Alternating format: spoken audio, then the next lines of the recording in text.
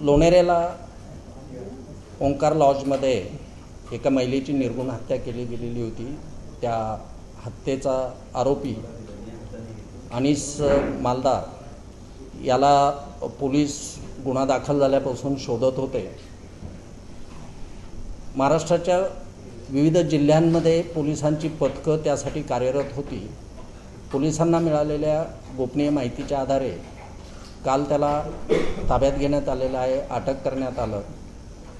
आज माननीय न्यायालयासमोर त्याला हजर करण्यात आलेलं आहे। माननीय न्यायालयानं त्याला 30 एप्रिलपर्यंतची पोलीस कस्टडी दिलेली आहे।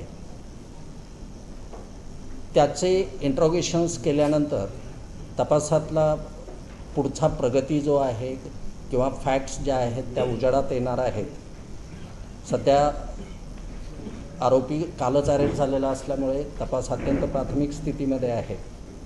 8 ते 9 तपास पथकं रत्नागिरी जिल्ह्यामध्ये ठाण्याला, मुंबईला, नवी मुंबईला आरोपीचा शोध घेत होती।